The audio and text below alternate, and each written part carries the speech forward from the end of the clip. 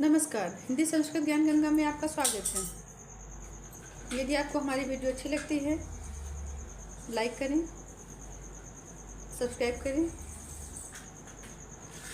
जिससे हम आपके पास और अच्छी अच्छी वीडियो डाल सकें, आप उसका आनंद ले सकें, उसके बारे में जान सकें। आज हम पढ़ाएंगे आपको रस। रस का मतलब ये नहीं कि गन्ने का रस, अनार का रस, ये सब रस में पढ़ाएंगे हम 9th क्लास का जो चैप्टर है वो रस पढ़ाएंगे। तो हाँ, कभी कभी ऐसा होता है कि जब आप बीमार हो जाएंगे तब डॉक्टर कहता जाओ भैया इनको पी लिया है तो गन्ना का रस पिलाओ, खून की कमी है तो अनार का रस पिलाओ। तो आप सोचो कि मैडम आज रस पिलाएंगे, हमको रस पिलाएंगे नहीं, रस पढ़ाएंगे हम आपको, क्योंकि हमारे पास रस वैसे भी नहीं है। जो रस है वही आपको हम देंगे।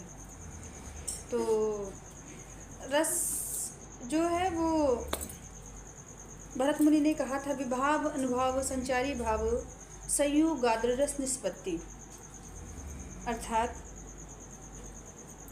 कविता को पढ़ने से, सुनने से, उसको देखने से जो भी हमें आनंद की प्राप्ति होती है उसे हम रस कहते हैं।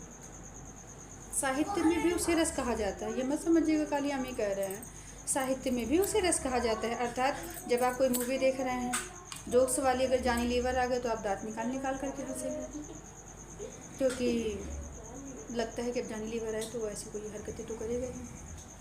पारिवारिक मूवी देखते हैं, अगर उसमें भाइयों का बंटवारा होता है, सब लोग रो रहे हैं तो हम लोग भी बैठ के उसी में रोते रहते, नहीं रोते तो मुँह बना लेते हैं ना। अगर कोई अच्छे से हीरोइन आ गई, हीरो हीरोइन बढ़िया गाना गा रहा है तो उसमें श्रृंगार रस है ना। मतलब ऐसा नहीं है बस स्टॉप पे गए, रेलवे स्टेशन पे गए, देखा किसी के बड़े बड़े दांत हैं, बड़े से पकौड़े जैसी नाक है ना, एकदम करिया हैं, मुँह निकाले तो एकदम पूरा डायनासोर जैसा दिखे। मैं कहना नहीं चाहिए, क्षमा करिएगा, परंतु भगवान ने कई तरीके को लोगों को बनाया है ना, तो हम लोग उसको देख करके उसके सामने नहीं हंसते हैं। सामने हंसना भी नहीं चाहिए, उससे ये होता है ना, उसको थोड़ा कष्ट होता है। तो अगर आपको हंसना ही है तो हम तो अक्सर हमारे साथ यही होता है ना कि हम अगर देख लेते हैं, घर में आके हंसते हैं, काम कर करके हंसते रहते हैं ना। तो वही है कि कविता को पढ़ने से, सुनने से, देखने से जो हमें आनंद की प्राप्ति होती है उसे साहित्य में रस कहा जाता है। इसके 4 अंग हैं।